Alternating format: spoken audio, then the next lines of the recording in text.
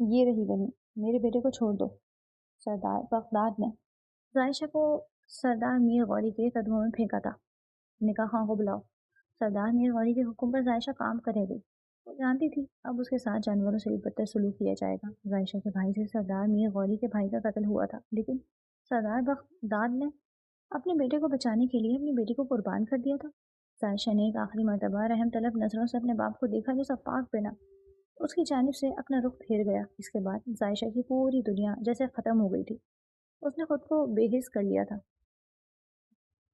جب اپنے توڑ دیتے ہیں تو پھر باقی کچھ نہیں بچتا۔ نکاح کے بعد اسے حویلی لے جایا گیا تھا جب ایک عورت گالیاں بکتی عائشہ کی جانب بڑھی، خبردار تائی جان، اسے میرے علاوہ کوئی ہاتھ نہیں لگائے گا۔ سردار میر غوری کے غضبناک لہجے پر وہ اپنے قدم تو روک گئی تھی، لیکن اس کے منہ سے عائشہ کے لیے مغالطات نکل رہے تھے جبکہ وہ بے حس سی پڑی زمین کو دیکھ رہی تھی۔ ماں جان کہاں ہے؟ اس نے سب لوگوں کے بیچ اپنی ماں کو تلاشنا چاہا۔ ان کا بی پی بہت ہائی ہو گیا تھا، ڈاکٹر کو بلایا تھا، وہ دوا دے کر گیا ہے تو وہ جب سے سو رہی ہیں۔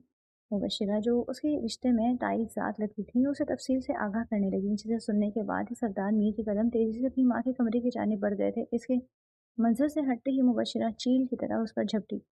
عائشہ کی موٹی بالوں والی چوٹی جڑ سے پکڑ کر اس کے گردن کو پوری طرح جھٹک گئی تو درد کے مارے عائشہ کے منہ سے کراہ نکلی۔ بےغیرت بھائی کی بےغیرت بہن! وہ خود تو ڈر کر پیچھے ہو گیا اور اپنی جوان خوبصورت بہن سردار کی جھولی میں ڈال دی۔ سردار میرے ہیں تو اپنی اوقات مت بھولنا، تم بس غنی میں آئی عورت ہو جس کی نہ کوئی اوقات ہے نہ ہی عزت۔ مبشرہ کی زبان زہر اگل رہی تھی اور عائشہ جس نے کبھی اپنی عزت نفس پر سمجھوتا نہیں کیا تھا اس ذلت کو برداشت کرتی خون کے گھونٹ پی رہی تھی، کیونکہ ذلت خود اس کے اپنے باپ نے بیٹی کی قسمت میں لکھی دی۔ انہیں اولاد نہیں بیٹا عزیز تھا۔ اس بات کی تکلیف اتنی زیادہ تھی کہ پھر کسی بات کی تکلیف نہیں رہی تھی۔ اس نے ذلت کی چادر اوڑھ لی تھی، اب گالیاں ملیں یا جوتے یہی اس کا مقدر تھا۔ دوسری طرف سردار میر غوری اپنی ماں کا ہاتھ پکڑ کر ڈبوں سے لگا گیا۔ وہ ان چند دنوں میں ہی کمزور لگنے لگی تھی۔ بیٹے کے یوں بے دردی سے ہوئے قتل نے اس کے بدن کی جیسے ساری طاقتیں ختم کر ڈالی۔ ماں جان کا اچھے سے خیال رکھو، اگر یہ جاگ جاتی ہیں تو مجھے اطلاع دینا۔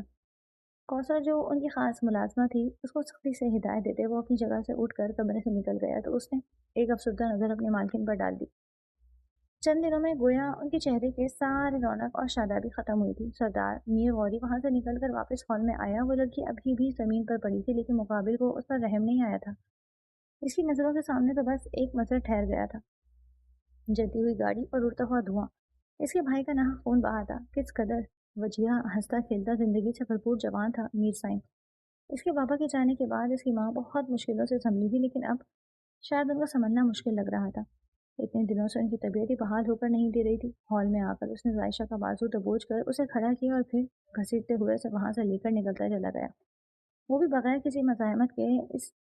اس کے ساتھ کھینچتی آئی، کمرے میں لا کر ایک مرتبہ پھر اسے زمین پر پٹک دیا گیا تھا۔ اب وہ پنجوں کے بل بیٹھا اس کے روبرو عائشہ کا جبڑا اپنی سخت گرفت میں لے گیا۔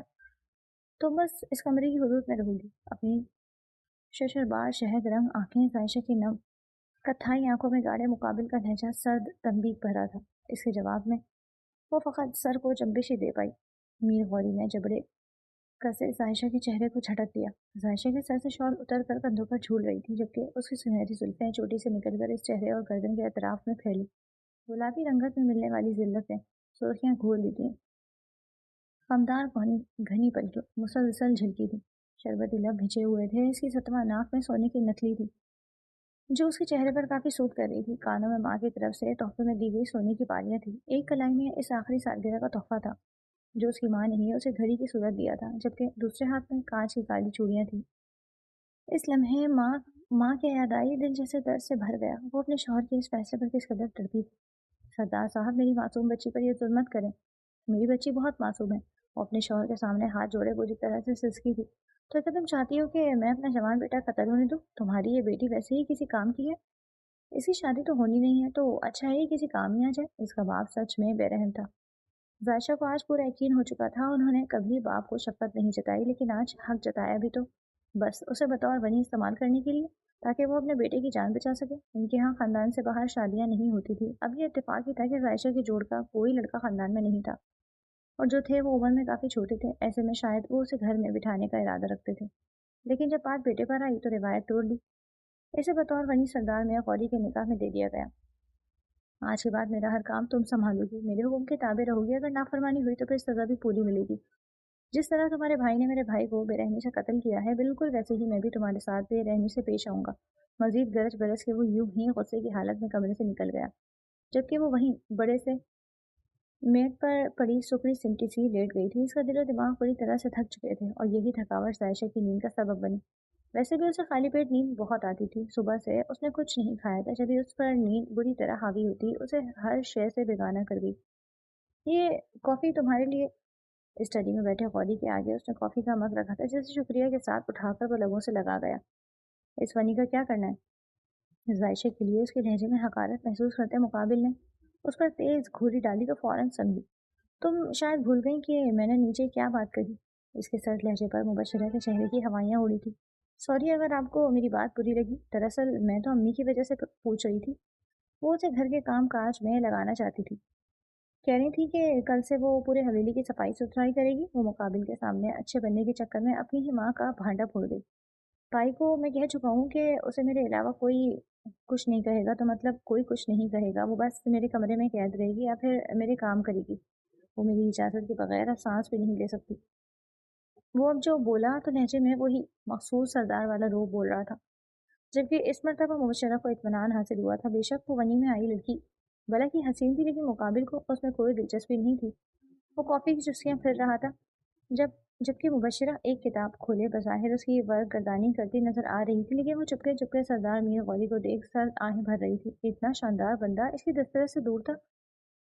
کھلتی گندمی رنگت تیکھے نقوش میں مقابل کی مونچھوں سے مزید باروب بناتی تھی۔ ایسا مرد جو سب کے ساتھ کھڑے ہو کر بھی سب سے الگ نظر آنے والا سردار میر غوری اس کی آنکھوں کا وہ خواب تھا جسے اس کی اپنی ماں نے اس کی آنکھوں میں سجایا۔ شاید وہ بھول گئی تھی کہ خواب بس بد آنکھوں سے دیکھے جاتے ہیں، ان کا حقیقت سے کوئی تعلق نہیں ہوتا۔ وہ نہ جانے کب تک ٹکٹی کی باندھے مقابل کو دیکھتی رہی کہ کوثر وہاں چلی آئی تھی اس خبر کے ساتھ، ماں جان جاگ چکی ہیں اور اسے یاد کر رہی ہیں۔ ماں جان کا بلاوا تھا، وہ سب چیزیں ویسے ہی چھوڑ چھاڑ تیزی سے وہاں سے نکلا تو مبشرہ نے کڑوا سا منہ بنایا۔ ماں جان، وہ جو بیڈ گراؤنڈ سے پشت ملائے اس کے انتظار میں بیٹھی تھی، اس کی آمد پر اپنی باہیں واہ کر گئیں تو وہ ان کی کھلی باہوں میں سماتے ان کا سر جھک گیا۔ آپ کیسا محسوس کر رہی ہیں؟ طبیعت ٹھیک تو ہے نا آپ کی؟ ان سے الگ ہوتے اس نے اس کے ہاتھ تھام نرم گوئی سے استفسار کیا تھا۔ باہر وہ بے شک ایک ساتھ گیر سردار تھا، لیکن ماں کے سامنے وہ ہمیشہ مؤدب ہی رہتا، اور میر صاحب کے جانے کے بعد سے تو ان کا مزید خیال رکھنے لگا تھا۔ میرا بیٹا میرے سامنے ہے تو میری طبیعت حشاش وشاش سمجھو۔ خیر یہ بتاؤ صبح سے کہاں غائب تھے؟ اسے تسلی دلاتے وہ خود کو مضبوط ظاہر کرتی نرمی سے مسکرائی تھی، لیکن ان کی آنکھوں کی نمی نے میر غوری کے دل کو تکلیف سے بھر دیا۔ وہ خود کو انتہا کا بے بس محسوس کر رہا تھا جو اپنی ماں کی تکلیف دور نہیں کر سکا۔ ماں جان آج جرگہ تھا، بس وہی مصروف رہا میں۔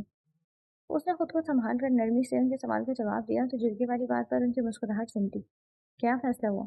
میرے بیٹے کے قاتل کو کیا سزا تجویز کی گئی ہے؟ وہ مسترف نظر آتی بےتابی سے گویا ہوئی تو اس نے ان کے ہاتھ چھوڑ کر دائیں ہاتھ سے اپنی پیشانی ملی۔ تم کہو، میں سن رہی ہوں غوری، اپنی ماں کی فکر مت کرو، میں کافی مضبوط اعصاب کی مالک ہوں۔ ان کی تسلی بھرے انداز پر اس نے سر سانس کھینچ کے چھوڑی۔ سردار بخت نے قتل کے بدلے ونی دی ہے۔ اس کے ان الفاظ پر ماں جان کو صدمہ لگا تھا۔ کتنی ہی دیر وہ خالی خالی نظروں سے اسے دیکھے گئی۔ تم نے کیوں ونی لی غوری؟ کیوں؟ میرے بیٹے کا خون پانی کر دیا تم نے، اس کے قاتل کو آزاد چھوڑ دیا، اسے سزا نہیں دی؟ وہ ایک دم سے غصے میں بولتی آخر میں رو پڑی تو اس نے انہیں تھام کر خود سے لگایا۔ ماں جان یہ جرگے والوں کا فیصلہ تھا، تایا جان نے بھی اس فیصلے کی حمایت کی تھی، آپ جانتی ہیں میں ونی نہیں چاہتا تھا، لیکن سردار بخت نے جان کر جرگے میں پہلی بات ہی ونی کی رہی۔ اپنے بیٹے کے لیے اس نے بغیر کسی ہچکچاہٹ کے اپنی بیٹی پیش کر دی۔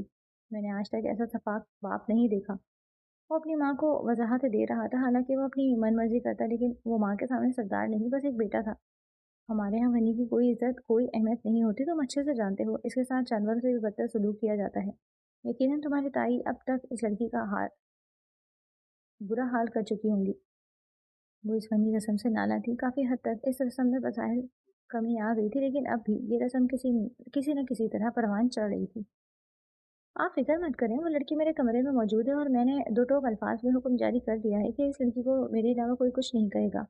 میری غوری کی اس بات نے انہیں کافی تقویت دی۔ اسے اس لڑکی میں کوئی دلچسپی نہیں تھی جو ان کے بیٹے کے قاتل کی بہن تھی، ہاں لیکن وہ انسانی ہمدردی رکھتی تھی۔ وہ کسی بھی انسان کے ساتھ غیر انسانی سلوک کرنے کی حق میں نہیں تھی۔ میر غوری کمرے میں داخل ہوا تو پہلی ہی نظر سکون سے سو رہی जायशा तक गई। उसने अपना वजूद चादर से छुपा रखा था, लेकिन मासूम चेहरा सियाह चादर में से आया होते गोया यूं लग रहा था कि काली बदलियों की ओर से चांद निकल आया हो। वो एक नज़र जो मुकाबिल की गहरी होने लगी तो उसने सदत से अपनी नज़रें चुरा ली और जाकर ड्रेसिंग रूम में बंद हो गया। कुछ देर बाद उसकी वापसी हुई तो वो फ्रेश था, नाइट सूट में मलबूस था। इस लड़की ने यकीनन सारा दिन से कुछ नहीं खाया होगा। वो अपनी माँ ही की तरह बेहिस नहीं था। वो बेशक बनी थी, लेकिन वो उसे इंसान होने का मार्जिन दे रहा था। उसने इंटरकॉम पर मुलाजमा को खाना लाने का ऑर्डर दिया और अब इसके कदम सोई हुई जायशा की जानिब बढ़े। सुनो लड़की, उठो। इसके रोबदार आवाज़ जैसे ही जैसे की समाज से टकराई, वो नींद में धुत हड़बड़ा कर उठ बैठी। नींद में डूबी गुलाबी आंखें पूरी खोले वो हम होफ ज़दा सी चेहरा उठाए मुकाबिल को टुकर टुकर देख रही थी। उसके अंदाज के मासूमियत पर एक लम्हे को मीर गौरी के दिल की बीट मिस हुई थी। तुम यहाँ क्यों सो रही हो? उसे एकदम सा गुस्सा आया तो इस मर्तबा जायशा खौफ के मारे उठ खड़ी हुई थी। यूं तेजी से उठने पर उसकी शॉल अपने ही पैरों में आई, जिसके नतीजे में वो पीछे को गिरती के मुकाबिल ने सरद से उसके कमर में हाथ डाले, उसे अपनी जानिब खींचा तो वो सीधी उसके वजूद का हिस्सा बनी। आपस का ये टकराव एक लम्हे को दोनों को ही साकित कर गया। जायशा को सबसे पहले होश आया तो वो बौखला कर उससे दूर होती अपनी शॉल खुद पर दुरुस्त करने लगी थी। उसका भाग छोड़ता चेहरा बला की सुर्खी लिए हुए था। मुकाबिल ने उसे यूं सुर्ख टमाटर होते देख सर झुका दिया। वो खौफ से ज्यादा घबराहट में मुब्तला नजर आ रही थी। जाओ और मुंह धोकर आओ। मुलाजमा खाना ला रही थी। उसके करक अंदाज पर वो झट जज्बात में सर हिलाती तेजी से वॉशरूम में जा घुसी। इसके मंजर से हटते ही वो बेड की सिमत आया और अपना लैपटॉप साइड टेबल से उठाकर साथ ही मोबाइल चार्जर पिन से अलग किया। इतनी देर में मुलाजमा भी खाने की ट्रे दे गई थी। जायशा बाथरूम से बाहर आई तो मुकाबिल ने उसे पुकार लिया। सुनो लड़की, खाना मेज पर रखा है, खाकर सो जाना, इधर उधर जाने की कोशिश मत करना। संजीदगी से हुक्म जारी करते वो कमरे से मुल्का स्टडी रूम में चला गया। उसके जाने के बाद जायशा ने मेज की जानिब देखा। देखकर ऊपर की जानिब सर उठाया तो आंखों से कई तशक्कुर भरे आंसू बहते उसके रुखसार को भिगोते चले गए। उसने खाना खाकर शुक्र अदा किया और ट्रे वहीं छोड़कर उठती वजू बनाने चल दी। बेवक्त की नींद की वजह से उसके मगरिब कज़ा हो गई थी। ड्रेसिंग रूम की दराजें छानते उसने जाए नमाज बरामद की। मगरिब और इशा अदा करने के बाद अपने रब की बारगाह में दुआ के लिए हाथ बुलंद कर दिए। अपनी और आने वाली ज़िंदगी के लिए उसने ढेर दुआएं मांगी थी। जाए नमाज तय करते उसने वापस उसके मकाम पर रखी और पहनी हुई शॉल ढीली करती वो वापस इसी जगह पर लेट गई जहाँ शाम में लेट कर सोई थी। लेकिन इस मरतबा उसने सर के नीचे सोफे से उठाकर कुशन रख लिया था। सरदार मीर गौरी इतने भी चिल्लासित नहीं है। मुकाबिल के शानदार सरापे को तस्वुर में लाते उसके लब खुद बहुत दिलकश मुस्कुराहट में ढल गए। उसने साइशा को अपनी ताई की मार से बचाया और उसे खाली पेट सोने नहीं दिया। वो सच में एक अच्छा इंसान था। बेशक उसका रवैया काफी सख्त था, लेकिन अमल में सख्ती नहीं थी। अगर अमल भी मुकाबिल का सख्त होता तो शायद वो उसे हक बजानी भी समझती। कहते हैं ना कि पहला तासुर ही आखिरी तासुर होता है, तो सरदार मीर गौरी का पहला तासुर उसके दिल के कोरे कागज पर नक्श हो चुका था। अगले दिन उसकी आंख खुली तो हस्बे आदत उसने दोनों हाथ उठाकर भरपूर अंगड़ाई दी थी, लेकिन उसकी नजरें जैसे ही सामने की जानिब उठी उसके हाथ बेजान होते उसके पहलू में आ गिरे। मीर गौरी ड्रेसिंग के सामने खड़ा बाल बनाते रुक कर उसे घूर रहा था। कल मैंने कुछ कहा था, लेकिन लगता है तुम्हारी याददाश्त कमजोर है। मुकाबिल के तर्श अंदाज पर उस शर्मिंदा सी होती तेजी से उठी, लेकिन वही शॉल पैरों में आई तो वो बुरी तरह लड़खड़ाई थी, लेकिन फिर संभल गई। तो मीर गौरी जो उसे पकड़ने के लिए आगे बढ़ने वाला था जल्दी से वापस सीधा हो गया। जब इतनी बड़ी शॉल कैरी नहीं कर सकती तो दुपट्टा लो, ये टेंट पहनकर कमरे में रहने की जरूरत नहीं। इस मरतबा उसके लहजे में गुस्से की गरमाइश शामिल थी और साथ ही उसने फर्श फर्श बुरी तरह से ड्रेसिंग पर पटका, जिस सबब जायशा की जान हवा हुई। आज के लिए माफ़ी दे दे, मैं कल से वक्त पर उठ जाऊंगी। शर्मिंदा और खौफ की बदौलत मिनमिनाई थी तो मीर गौरी सर झटक कर उसकी झुकी गर्दन को देख खुद पर परफ्यूम का छिड़काव करने लगा। अब भूत की तरह खड़ी क्यों हो? मुंह हाथ धोकर नीचे जाओ और मेरे लिए नाश्ता तैयार करो। मैं क्या खाता हूँ मुलाजमा से पूछ लेना। उसकी दृष्टि से झड़क देने पर वो तीर की तेजी से मंजर से गायब हुई और 2 मिनट बाद वो वॉशरूम से बाहर आती बगैर मुकाबिल की जानिब देखे उसे तेजी से कमरे से निकल कर भागी थी। जबकि जायशा की इतनी बदहवासी फुर्ती देख मुकाबिल ने दांत पीस डाले। जायशा जो तेजी से सीढ़ियां उतरकर आगे बढ़ रही थी अचानक किसी फौलादी वजूद से टकराई, यूं कि उसके दिन में तारे देखने लगे। उफ, मेरा सर। अपने सर पर हाथ रखे बेसाख्ता वो 2 कदम पीछे हुई तो दिलावर ने उस मासूम हसीना को दिलचस्पी भरी नजरों से देखा। तुम कौन हो? इस नए चेहरे को देख वो पूछे बगैर नहीं रह सका। वो मुबश्शिर का बड़ा भाई मीर दिलावर था, जिसकी कमजोरी बस हुस्न ही था और सामने खड़ी लड़की भला की हसीन थी। मैं वनी में आई हूँ, उसके इस सवाल ने जायशा के अंदर तलखी से भर दी। तो वो इसी तरह कोई से उसकी बात का जवाब देती। उजलत में आगे बढ़ी। सामने भी उसे कौसर मिल गई थी। सुने प्लीज, क्या आप मुझे किचन की सिमत बता सकती हैं? उसके नर्म झरनों जैसे लहजे को सुनकर कौसर ने उसे सर से पैर तक देखा। तुम बनी में आई लड़की हो ना? 30 साल कौसर की संजीदगी से इस्तफसार करने पर वो नम आंखों और सुर्ख चेहरे के साथ फकत सर को जंबिश ही दे सकी थी। ये लफ्ज एक गाली की माने लगता था और ये गाली उसे नई जिल्लत से आशना करवाती थी।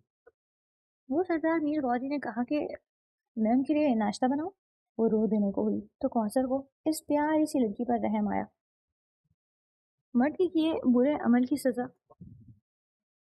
की हकदार हमेशा औरत ही ठहराई गई है। चलो मेरे साथ, मैं तुम्हें किचन में ले जाती हूँ। मुझे भी बड़ी बेगम के लिए नाश्ता तैयार करना है। वो उसे लिए किचन में चली आई। सरदार साहब सुबह के नाश्ते में गुड़ की चाय, मिर्च वाला ऑमलेट और पराठा और 7 फलों का सलाद खाते हैं, लेकिन इससे पहले उन्हें एप्पल फ्रेश जूस चाहिए होता है। एप्पल जूस तो रेडी है, तुम बस नाश्ता तैयार कर लो। नरमी से उसे हर चीज़ के बारे में आगाही देती कौसर अपने काम में लग गई, तो उसने भी डरते डरते नाश्ता तैयार किया। यूं तो उसे खाना पकाना आता था, लेकिन घबराहट के मारे पराठे का गोल शेप भी खराब हो गया और अंडा भी थोड़ा जल गया। गुड़ वाली चाय तो सभी पीते थे, वो उसे बनानी नहीं पड़ी।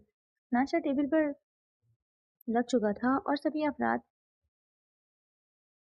खाना खाने की मेज पर मौजूद थे। गौरी बच्चे, तुम नाश्ता क्यों नहीं कर रहे हो?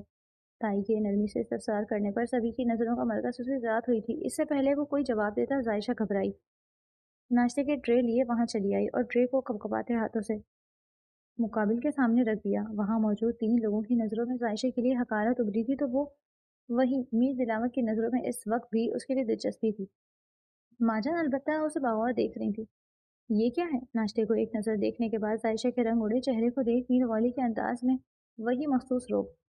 ये नाश्ता है, लेकिन बस थोड़ा सा खराब हो गया। शर्मिंदगी से सुर्ख पड़ते चेहरे के साथ वो रूहानी अंदाज में गोया हुई, तो मुकाबिल ने उसे कड़ी नजरों से देखा। अलबत्ता उसके मुतवक्का बेइज्जती का मंजर देखने के लिए मुबश्शिरा बेताब थी।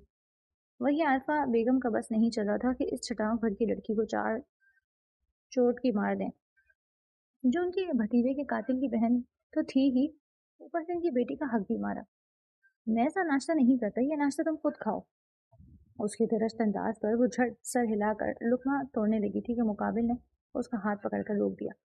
बैठ कर तमीज से खाओ। उसके फिर से गुस्सा करने पर वो सर को तेजी से हरकत देती उसके साथ वाली कुर्सी पर बैठी सर झुकाए जल्दी जल्दी नाश्ता करने लगी, जबकि मीर हाकिम ने अपने भतीजे को गुस्से से देखा।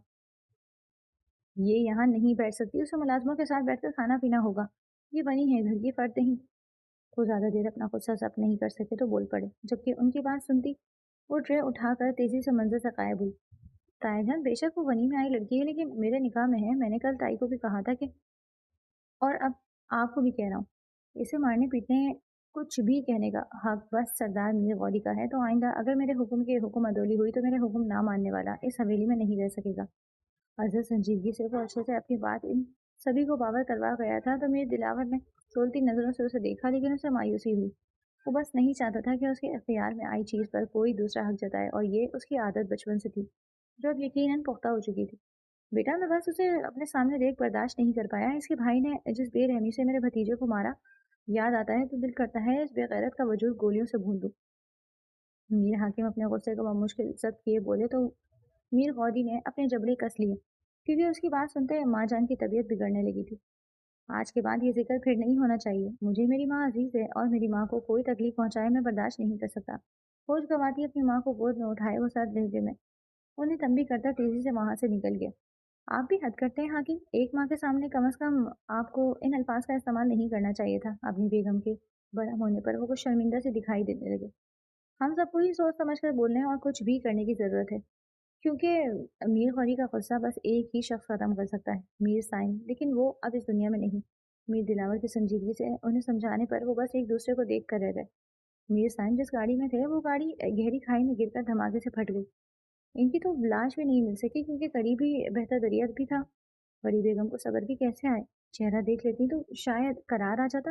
अफरा तफरी के आलम में कौसर को दौड़े लगाते देख वो दो मुलाजिम आपस में धीमे अंदाज से बात करने लगे। शन, दांत ने अच्छा नहीं किया, इतने शानदार खुद तर्स इंसान थे मीर साइम सरदार मीर गौरी जितने गसील तबीयत के हामिल हैं, वो इतने ही नर्म खो थे। सच बड़ा जुल्म कमाया दाद हवेली वालों ने। वो इसी तरह चुपके चुपके बातें कर रही थी, लेकिन वहां टेबल पर बैठकर खाना खाती जायशा की समात तक उनका एक एक लफ्ज उतर कर उसे नई तकलीफ से दो चार कर गया। एक माँ की गोद उसके भाई की वजह से उछड़ी थी, वो तो गोया अंदर से मरने वाली हुई थी। वो जिंदा तो थी, लेकिन मीर साइम तो जिंदा ही नहीं था। खाना एकदम उसके हलक में अटका तो उसे जोरदार फंदा लगा। जब वो दोनों मुलाजमाएं होश में आईं, बुरी तरह बौखलाईं। एक ने दूसरी को इशारा दिया तो उसने तेजी से पानी का गिलास भरकर जायशा के आगे किया, जिसे थाम कर वो इसमें से चंद घूंट भर गई। हवास कुछ बहाल हुए तो वह तेजी से उठकर किचन से निकल गई और अब माँजान के कमरे के बाहर खड़ी थी। उसका दिल मोम की मानिंद पिघल रहा था, आंसू गोया रुकने का नाम नहीं ले रहे थे। माँजान का दर्द उसे खुद में उतरते शिद्दत से महसूस हो रहा था। न जाने कितना वक्त गुजर गया था, उसके पाँव शल होने लगे थे, लेकिन वो यूं ही दीवार से पुश मिलाए, सर पीछे को गिराए, दोनों हाथों को बाहर मिलाए वो बेजान सी खड़ी थी। जब कमरे से निकलते मीर गौरी की नजर उस पर पड़ी तो वो ठिठक गया। फिर दो कदमों का फासला समेट के वो उसके रूबरू हुआ तो उसे हैरत का झटका लगा। उसकी शिगरफी लब हरकत में थे, जबकि आंखों में मुसलसल आंसू बहते उसकी थोड़ी से होते गिरेबान में जज्ब होते जा रहे थे। इसके चेहरे पर दर्द की परछाइयां थी। क्या उसे इसकी माँ की तकलीफ का एहसास था? सुनो ये लड़की, मीर गौरी को उसका नाम याद नहीं आ रहा था। बस निकाह के वक्त ही उसने मुकाबिल का नाम सुना, लेकिन उसके पुकार पर जायशा के वजूद में हरकत पैदा नहीं हुई। तो मीर गौरी ने हाथ बढ़ाकर उसका बाजू पकड़ते हिला दिया, जिस सबब वो हड़बड़ाकर पट से आंखें खोल गई। इन आंखों के खुलने से गोया हर शय थमती हुई महसूस हुई थी। सरदार मीर गौरी को यूं लगा था जिसके मुकाबिल की सहरदारी करती आंखों ने जैसे उसकी आंखों को अपने साथ बांध लिया है। लेकिन ये बस चंद लम्हों की बात थी। तुम अचानक के कमरे के बाहर क्या कर रही हो? दरिश्तगी से पूछा गया तो वो घबरा कर सीधी हुई और चादर खींच कर पिशानी तक लाई, जो आधे से ज्यादा सर से उतर चुकी थी। जायशा के इस अमल पर मुकाबिल के नकूश में मजीद बिगाड़ आया। वो उसका शौहर न था, लेकिन वो खुद को उसके सामने आया करने से घबराती थी। कोई पूछा है मैंने? उसकी खामोशी पर मीर गौरी का गुस्सा बढ़ा। मैं वो माजन को देखने आई थी, उसने बौखला कर वजाहत दी। ऐसे बाहर खड़े होकर? मुकाबिल के गहरे तंज पर उसकी नजरें शर्मिंदगी से झुक गई। मैं उनका सामना नहीं कर सकती, शायद मुझे देख उनकी तकलीफ बढ़ जाए। मेरे भाई की वजह से माँजान की औलाद छिन गई, ये बात सोचकर मेरी रगें कट सी रही हैं। मुझ पर एक पहाड़ आ गिरा है, मैं खुलकर सांस नहीं ले पा रही, दिल शिद्दत गम से फट रहा है। एक माँ, 9 माह अपना खून देकर औलाद को पैदा करती है, फिर उसके लिए दिन रात एक कर देती है, और ऐसे में एक बेदर्द इंसान एक मामूली झगड़े की वजह से इस माँ के लाल की जान ले ले, तो इस माँ के दिल पर तो गोया कयामत ही टूट जाती है। दिक्कत आमेज लहजे में वो जूं जूं बोल रही थी, उसकी आंखों से आंसू गिरते जा रहे थे। सरदार मीर गौरी बस साकित सा था। वो बगदाद और उसके कातिल बेटे को तकलीफ देना चाहता था। जायशा के लिए भी उसके दिल में कोई जज्बात नहीं थे। वो इस कदर गुस्से में था कि वो चाहता तो जायशा के साथ बदतरीन सलूक करता, लेकिन सामने खड़ी लड़की के लिए वो जानवर नहीं बन पाया। तुम अपनी हमदर्दी अपने पास रखो, वो मेरी माँ जान है। ऐसी ड्रामेबाजी करके तुम खुद को अच्छा साबित नहीं कर सकती। बुरी तरह चिढ़कर उसके लिए सख्त अल्फाज अदा कर गया। मैं खुद को आपके सामने साबित करना भी नहीं चाहती, क्योंकि मैं आपकी मनपसंद बीवी नहीं बल्कि बनी में आई औरत हूँ, जिसका मकाम और हैसियत मुझे अच्छे से बावर करवा दिया गया। ये बस मेरे जज्बात थे, जिसे मैंने आया करके शायद गलती कर दी। मीर गौरी के अल्फाज ने उसे हर्ट किया। जब भी वो सपाट अंदाज में बोलती तेजी से वहां से निकलती चली गई, तो मुकाबिल ने उसकी पुष्ट को शशरबार नजरों से देखा। अब मैंने ऐसा भी क्या कह दिया कि इन मोहतरमा को इस कदर बुरा लग गया? ऊपर से नाम भी बताकर नहीं गई। खुद की कैफियत से अनजान वो बुरी तरह से चिढ़ गया। ये एक छोटा सा मगर साफ सुथरा घर था, जिसे अक्सर सवात के गांव के घर हुआ करते थे, पत्थरों और लकड़ियों को मिलाकर बनाए हुए। 2 कमरे और बड़ा सा सहन, जिसके एक कोने में बाथरूम बना था। अलबत्ता किचन गुलवर्षा के कमरे के साथ ही था, जो उसने अपने बाबा से कहकर खुद बनवाया था, ताकि बारिशों के दिनों में वो जल्दी से किचन में जा घुसे, उसे भीगना नहीं पड़े। गुलवर्षा को बारिशें जिस कदर पसंद थी, बारिश में भीगना उसे इतना ही नागवार लगता था। अखरोटी रंग के बालों वाली गुलवर्षा की आंखें बिल्कुल काली थी, कोई तलस्सुम तारी करती, सुर्ख सफेद रंगत, नाजुक सरापा और तीखे नकुश। वो अपने बाबा की लाडली थी, जो एक किराने की दुकान चलाते थे। वो इस वक्त गुस्से की हालत में तैयार दलिये में बकरे की यखनी डाल रही थी। बड़े से प्याले को ट्रे में रखकर उसने साथ ही एक चम्मच और पानी का गिलास भी रखा, और दुपट्टा सरबत दुरुस्त करती मुंह बनाए किचन से निकलकर अपने बाबा के कमरे की जानिब चलती, जहां उसने कुछ देर पहले उन्हें नाश्ता दिया था। ये दलिया वो जख्मी मेहमान के लिए लेकर जा रही थी, लेकिन उसका मूड बुरी तरह खराब था। ये लो तुम अपना नाश्ता। पलंग पर बैठे खूबरू शख्स के आगे उसने ٹرے پٹکنے کے انداز میں رکھی تو چائے پیتے گلبرشا کے بابا نے اسے پیار بھری گھوری ڈالی، جبکہ جس کے سامنے ٹرے رکھی گئی تھی وہ اسے دلچسپی بھری نظروں سے دیکھ رہا تھا، جس کے نام پر ہر دم غصہ دھرا رہتا تھا۔ بری بات ہے بیٹا، مہمان سے بیزار نہیں ہوتے۔ ان کے نرمی کے ٹوک دینے پر اس کا مزید منہ کھلا۔ مہمان ایک دن کا ہوتا ہے، اس مہمان کو 2 ہفتے ہو گئے تو یہ اب بلائے جان بن گیا ہے، تڑک کر کہتے اس نے تیکھے چتونوں سے مہمان صاحب کو بھی دیکھا جو پلنگ پر شاہی انداز میں بیٹھا اس کے بنائے گئے دلیے سے لطف اندوز ہو رہا تھا۔ ورشی اتنا غصہ کیوں کرتا ہے تم؟ پٹھانی لہجہ اردو الفاظ میں ڈھل کر خوبصورت لگ رہا تھا۔ میری دوست کا شادی ہے اور اس مہمان کی وجہ سے ہم یہاں جا نہیں پا رہا۔ روز دوپہر میں سب سہیلیاں مل کر گیت گاتی ہیں، مزہ کرتی ہیں اور ہم گھر میں پڑا بس خدمتیں کر رہا ہے۔ وہ سینے پر ہاتھ لپیٹے خفا سی نظر دیکھ رہی تھی۔ اس نے جب سے اس لڑکی کو دیکھا تھا وہ اس کی عادت سمجھ چکا تھا۔ پہلے وہ غصہ کرتی تھی، پھر خفگی کا اظہار کرتے، آخر میں اس کا غصہ ختم ہو جاتا۔ بالکل بچوں والی حرکتیں تھی اس کی۔ تم چلی جاؤ اپنے دوست کے گھر، میں اکیلا رہ سکتا ہوں، اب تو میری زخم بھی کافی حد تک ٹھیک ہو چکے ہیں۔ اس مرتبہ باپ بیٹے کی گفتگو میں اس نے نرمی سے مداخلت کی۔ مشورے کا شکریہ، لیکن ہم کسی بیمار کو یوں چھوڑ کر نہیں جا سکتا۔ ناک چڑھا کر بولتی وہ اپنے بابا کے ساتھ ہی بیٹھ گئی تھی جو پیار بھری نظروں سے اسے دیکھ رہے تھے۔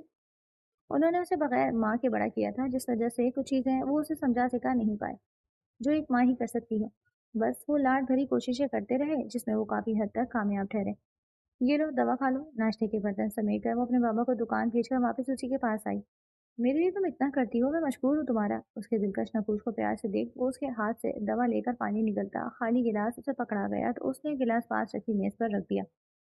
تو ہماری بات دل پر مت لینا، ہم تو بس منہ پھٹے تو بول دیتا ہے۔ ویسے تم کو سر پر چوٹ کی وجہ سے کچھ یاد نہیں، لیکن تمہاری ماں اور گھر والا تو تمہیں یاد کرتا ہوگا، تمہاری بیوی بچے تمہاری رات رکھتے ہوں گے۔ تھوڑی تلے مٹھی جمائے وہ اب اس کی فکر میں مبتلا تھی، جس پر مقابل نے ہنس کر سر جھٹکا۔ تمہیں کیسے علم کہ میں شادی شدہ بچے والا ہوں؟ اسے گلبرشا سے باتیں کرنا اچھا لگتا تھا، جب بھی ٹیک لگا کر بیٹھتے وہ نرمی سے استفسار کر رہا تھا۔ تمہاری عمر دیکھ کر لگتا ہے۔ اس کے پر سے جواب دینے پر مقابل کی ایک آئیبرو اوپر کو اٹھی۔ میں تمہیں اتنا عمر دراز لگتا ہوں؟ اس نے گلبرشا کو آنکھیں دکھائیں تو وہ بری طرح بوکھلائی۔ ارے نہیں بھائی، تم نے ہماری بات کو غلط سمجھا ہے۔ ابھی دیکھو تم کتنا گبرو جوان ہے، خوبصورت مرد ہے، ایسے مرد کی شادی گھر والے جلدی کر دیتے ہیں۔ وہ اس کی شہد رنگ آنکھوں میں دیکھتی اسے اپنی طرف سے اچھے سے وضاحت دے رہی تھی، جب مقابل اچانک اس کی جانب جھکایا تو گلبرشا نے مقابل کی اس حرکت پر اپنی حسین آنکھیں مزید بڑی کر لیں جس میں وہ ڈوب چکا تھا نہ جانے کب سے۔ تو میں خوبصورت مرد لگتا ہوں؟ اس کا لہجہ گمبھیر ہوا تھا، جبکہ آنکھوں میں کوئی جذبہ کروٹ لینے لگا۔ گلبرشا نے اس سوال پر جھٹ اسبات میں سر کو جنبش دی۔ تمہاری شہد رنگ بڑی بڑی آنکھیں، گھنی شیپ، مغرور نقوش، گورا رنگ اور یہ مضبوط اونچا قد، تم مرد کی خوبصورتی کے معیار پر پورا اترتے ہو۔ اس نے گویا اپنی بات کی وضاحت اس مرتبہ پوری اور واضح الفاظ میں کی تو مقابل نے اس کا ہاتھ تھام لیا، جبکہ وہ اس کی جرأت پر تھر تھرا اٹھی۔ اگر میری شادی نہیں ہوئی تو کیا تم مجھ سے شادی کرو گی؟ وہ اس کی آنکھوں میں دیکھ ایک جذبے سے سوال کر رہا تھا، جب گلبرشا نے اس کا ہاتھ جھٹکا اور تیزی سے اٹھ کر بستر سے دور ہوئی۔ مقابل کو اپنا یوں جھٹکنا پسند نہیں آیا تھا۔ اسے لب بھیج کر گلبرشا کو سلگتی نظروں سے دیکھا جو اسے تیکھے چتونوں سے گھور رہی تھی۔ مجھے تم سے شادی کبھی نہیں کرنی۔ اس کے صاف انکار پر وہ گویا سر سے پیر تک جل کر خاک ہوا۔ کیوں؟ مجھ سے شادی کرنے میں کیا برائی ہے؟ جواباً اسے بھی غصہ چڑھ گیا۔ دل گویا بڑبڑ کرتی آگ میں جلنے لگا۔ مجھے کسی بھی حسین مرد سے شادی نہیں کرنی، میں ایک عام صورت والے شخص سے شادی کروں گی۔ گلبرشا کی نرالی منطق سنتے مقابل بھونچکا سا رہ گیا۔ وہ تو سمجھ رہا تھا شاید اسے کوئی اور پسند ہے، لیکن یہاں تو معاملہ ہی کچھ اور نکلا۔ اب بھلا یہ کیا بات ہوئی؟ مجھے وضاحت دو۔ وہ بری طرح جھنجلایا۔ حسین مرد کو اپنے حسن پر بڑا ہی ناز ہوتا ہے، وہ ہر لڑکی سے افیئر چلانے کی تگ و دو میں رہتا ہے۔ ہمارا سہیلی کا بھائی بھی بہت خوبصورت ہے، اس کی نیلی آنکھیں ہیں لیکن بلا کا دل پھینک۔ شادی کے بعد بھی اس کی کئی دوستیاں ہیں، جس وجہ سے ہر دوسرے دن ان کے گھر جھگڑا کھڑا ہو جاتا ہے۔ بس اس وقت سے ہم نے سوچ لیا کہ ہم کسی خوبصورت مرد سے شادی نہیں کرے گا۔ ہم اپنے مرد کو لے کر بڑا پوزیسو ہے۔ میرا مرد بس میرا ہوگا، میرے علاوہ اسے کوئی دوسرا نہیں دیکھے اور نہ ہی اس کی نظروں میں میرے علاوہ کوئی بستا ہو۔ گلبرشا نے کویا کھل کر اپنی بات کہی تو مقابل کے دل پر ٹھنڈی پھوار برسی۔ یہ معاملہ وہ آرام سے حل کر سکتا تھا۔ جس طرح 5 انگلیاں برابر نہیں ہوتی، بالکل اسی طرح ہر مرد ایک جیسا نہیں ہوتا، جس کی مثال تمہارے بابا ہیں۔ انہوں نے تمہاری ماں کی محبت میں اپنی عمر لگا دی، لیکن اس محبت میں شراکت داری نہیں کی۔ مقابل کے الفاظ نے گلبرشا کو متاثر کیا تھا۔ ہاں وہ یہ بات تو درست کہہ رہا تھا، لیکن میں پھر بھی تم سے شادی نہیں کروں گی۔ تمہاری یادداشت واپس آتے ہی تم تو ہم کو بھول بھال بھاگ جائے گا۔ نہیں، ہمیں یہ رشتہ منظور نہیں۔ اپنی بات پر قائم گلبرشا تیز تیز بولتی کمرے سے بھاگ نکلی تو وہ ٹھنڈی آہ بھرتا بستر پر ڈھیر ہوا، جب پاؤں پر زیادہ زور دینے کی وجہ سے اس کے لبوں سے کرہا نکل آئی۔ आज उसके बाबा जल्दी आ गए थे ताकि वो अपनी सहेली के घर मेहंदी की तकरीब में जा सके। गुलबशा खुशी खुशी तैयार होकर हाथ में शॉल पकड़े उनके कमरे में दाखिल हुई तो इस मर्द की जज्बे लुटाती नजरें उसके दिलकश वजूद के गिर्द लपटी। सिया रंग की पठानी फ्रॉक पहने, आंखों में भर भर काजल लगाए, गुलाबी लबों की काली लाली बढ़ाए, कानों में झुमकियां और कलाइयों में चूड़ियां भराए चढ़ाए गुलवर्षा बला की हसीन लग रही थी। वो सच में उसके दिल की वसंत पर किसी मलका की तरह बरजुमान हो चुकी थी। उसे देखने, उसे सराहने को मुकाबिल का दिल बेकरार रहता था। वो बहुत मासूम थी, आम लड़कियों से मुख्तलिफ, हर झूठ और रियाकारी से पाक। जो दिल में होता वही जुबान पर भी होता। इस वक्त भी उसके यूं बेखुदी से देखने पर गुलवर्षा ने उसे आंखें दिखाई तो मुकाबिल ने मुस्कुरा कर इसके गुस्से को कबूल किया था, लेकिन नजरें नहीं मोड़ी। ऐसा करके वो दिल की बेअदबी कर थोड़ी कर सकता था। अच्छा बाबा, हम चलता है, 9 बजे तक लेने आ जाना, नाक चिढ़ाकर कहते हैं। उसने हाथ में पकड़ी शॉल खुद पर अच्छे से लेते अपना हसीन चेहरा भी ढांप लिया तो मुकाबिल के दिल को सुकून मिला। वो दुपट्टा भी सलीके से ओढ़े हुए थी, लेकिन बाहर निकलने से पहले वो पर्दे का एहतमाम करती, जो मुकाबिल को मजीद गुलवर्षा का शदाई करता। बशीर खान उसे दरवाजे तक छोड़कर वापस अपने कमरे में ही आए और अपने पलंग पर बैठ गए। तुम अब काफी बेहतर हो, लेकिन तुम्हारे सर पर चोट लगने की वजह से तुम्हारी याददाश्त मुतासिर हुई है। डॉक्टर कह रहा था कि हो सकता है कि अचानक ही तुम्हें सब याद आ जाए, बस तुम दवाएं खाते रहो। वो आज दुकान से वापसी पर हॉस्पिटल से होते हुए आए थे और इस वक्त इसी बारे में बात कर रहे थे। मैं आप पर बोझ बन गया हूं ना? मुकाबिल का अंदाज बेबसी और शर्मिंदगी का लपेट में आया तो वो बेचारी बुरी तरह बौखलाई। अरे नहीं बच्चे, ऐसी बात नहीं। दरअसल हमको तुम्हारे घर वालों का फिक्र है। तुम्हारी गैर मौजूदगी उन्हें खौफजदा कर रहा होगा, न जाने तुम जिंदा भी है या नहीं। उन्हें तो इल्म नहीं है ना इस बात का। बस हम तो उनकी फिक्र में बोल रहा था। हमने डर कर तुम्हारी तस्वीर भी कहीं नहीं डाली। इस तरह इंटरनेट की वजह से तुम घर वालों से मिल जाता, लेकिन इसमें खतरा भी है कि कहीं तुम्हारा दुश्मन तुम तक ना पहुंच जाए। वैसे तुम्हारे पास से कुछ सामान निकला है, हम वो देखता है, हो सकता है कोई सुराग मिल जाए। वो से वजाहत देते एकदम पुरजोश हुए। भला बताओ, हमें ये ख्याल पहले क्यों नहीं आया? शायद हम ज्यादा ही बुरा हो गया। खुद को मलामत करते हुए अलमारी के सिमत बढ़े और जब वापस आए तो उनके हाथ में एक बॉक्स था जिसमें उसी का मोबाइल, वॉलेट और घड़ी बरामद हुई।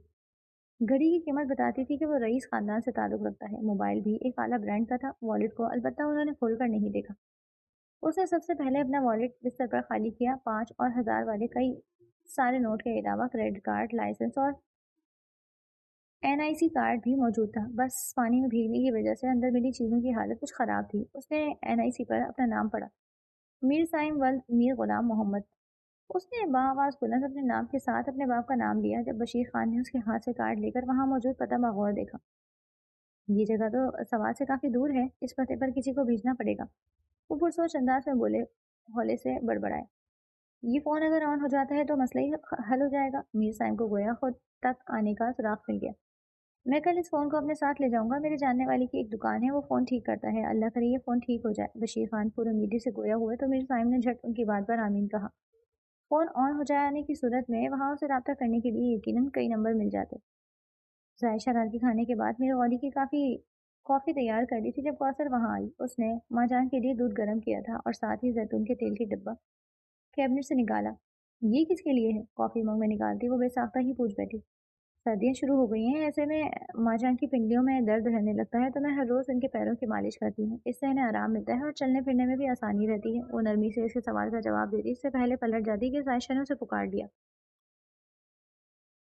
कोई कौसर बाजी, क्या आज इनके पैरों की मालिश मैं कर दूं? इसके आदि से पूछने पर वो नरमी से मुस्कुराती उसे रजामंदी दे गई।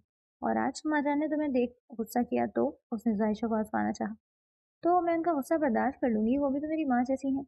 आप बस ये कॉफ़ी सरदार साहब को दे आए। कॉफ़ी की ट्रे कौसर को देती वो उसके हाथ से दूसरी ट्रे पकड़ती किचन से निकल गई तो कौसर भी कॉफ़ी की ट्रे पकड़े सरदार मीर गौरी के कमरे में चली आई। वो लड़की कहाँ है? जायशा की जगह कौसर को देख उसके माथे पर नमूदार हुए। सरदार साहब, कॉफ़ी तो जायशा ने ही बनाई थी, बस लाई मैं हूँ। दरअसल वो माँ जान के पास गई हैं, कह रही थी कि आज वो उनके पैरों की मालिश करेंगी। उसे मुकाबिल के सर्द लहजे से यही अखज़ हुआ था कि वो जायशा पर गुस्सा है। जभी वो उसकी अच्छाई बयान करने लगी थी, जिसके जवाब में वो उसे जाने का इशारा देकर कॉफ़ी का मग उठाए लबों से लगा गया। तो तुम्हारा नाम जायशा है? तो जायशा, देखते हैं तुम आखिर चाहती क्या हो? वो ज़ेरे लब बड़बड़ाया था। वही दूसरी तरफ जायशा माँ जान के कमरे में दाखिल हुई थी। उसने दूध का गिलास कवर करके साइड टेबल पर रखा और एक नज़र करवट के बल लेटी माँ जान को देखा।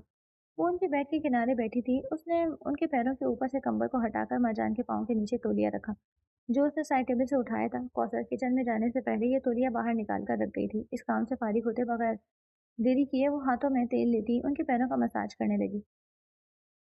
तुम्हें इल्म है कौसर, साइम भी अक्सर यूं ही मेरे पैरों से कंबल हटाकर कितनी कितनी देर मेरे पाँव का मसाज किया करता था।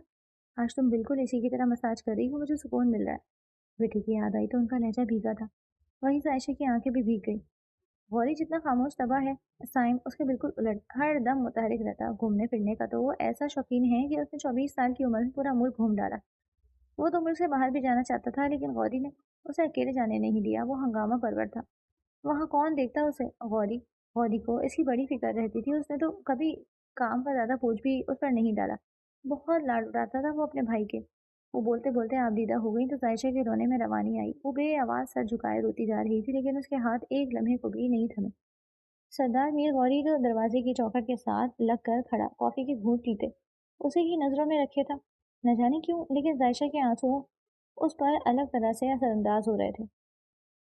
औलाद का दुख माँ को दीमक की तरह खाता है, वो यासियत से कहती उसे दर्द भरी हिचकी लेने पर मजबूर कर गई थी। जब अपने पैरों पर गिरते आंसू की नमी ने उन्हें चौंका दिया तो उन्होंने पट से अपनी आंखें खोली और सीधा होकर सर झुकाए रोती हुई सायशा को देखा तो तेजी के साथ उठकर बैठी।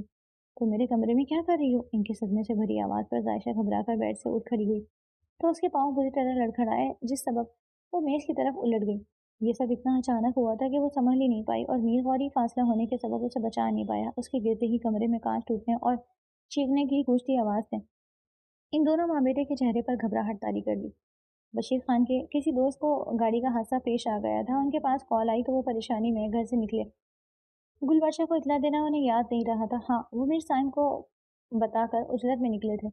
गुलवर्षा खाना तैयार करके गई। उसने कुछ देर पहले ही बशीर खान के साथ खाना खाया,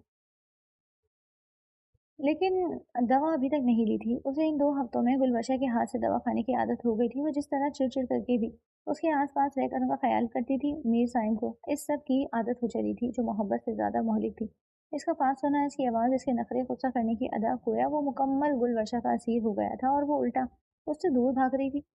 पागल लड़की। सुबह हुई ला यानी तकरार याद करते मीर साइम के लबों पर बड़ी दिलकश मुस्कुराहट नमूदार हुई। 9 बज रहे हैं। गुलवर्षा ने लेने के लिए तो बाबा को बुलाया था। वो इस वक्त अकेले कैसे आ सकती है? परेशानी के आलम में रिस्ट वॉच देखते वो बिस्तर से उठकर खड़ा हुआ। गरम जैकेट और मोजे तो उसने पहन रखे थे, साथ ही उसने बैठ के सिरहाने रखी मर्दाना शॉल भी खुद पर लिपेट ली। काले लिबास पर क्या कैमल कलर की शॉल लिए अपनी सिल्की बिखरे बालों और घनी शेव के साथ वो बड़ा का वजीहा लग रहा था। वो चल सकता था, लेकिन दबाव की बदौलत उल्टी टांग में दर्द था, जिस वजह से वो अपना सारा वजन सीधी टांग पर डाल गया। बशीर खान ने उसे एक मोटा डंडा दिया था ताकि वो उसके सहारे आराम से चल सके। उसने पलंग की साइड से वो डंडा उठाया, कील पर टंगी चाबी उतार कर घर से बाहर आते उसने दरवाजे को ताला लगाया। सर्दियों की शुरुआत थी।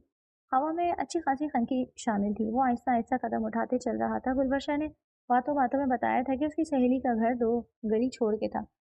वो इस तरफ ही जा रहा था। इस गली में जाकर शादी वाला घर ढूंढना मुश्किल नहीं था। वहां तो अलग ही रौनक नजर आ रही थी।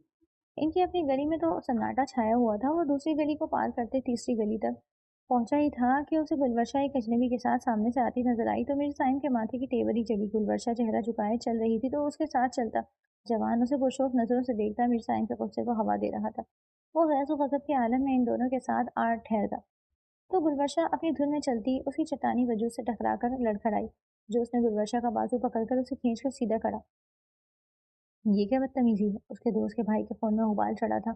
इससे पहले उनके बीच कोई तल्ख कलामी होती, गुलवर्षा घबरा कर बोल पड़ी। अकरम लाला, हम इनको जानता है, ये मुझे लेने आए हैं। सामने वाले के लिए लाला लफ्ज सुनकर मीर साइम का गुस्से का गिरा कुछ नीचे आया। लेकिन तुम हो कौन? पहले तो तुम्हें नहीं देखा मैंने। अकरम को इस इंसान का हक जताता अंदाज पर जहर लगा। ये मेरे खाला का बेटा है, यहाँ मिलने आए थे हमसे, लेकिन एक हादसे का शिकार हो गए। कुछ दिनों के लिए हमारे पास ही ठहरे हुए हैं। गुलवर्षा की फराटे भरती जबान को उसने दाद देती निगाहों से देखा। तुम अपने लाला को एक और रिश्ता बताना भूल गई कि हम बचपन के मंगेतर भी हैं, और ये अकरम साहब यकीनन तुम्हारे दोस्त के भाई होंगे।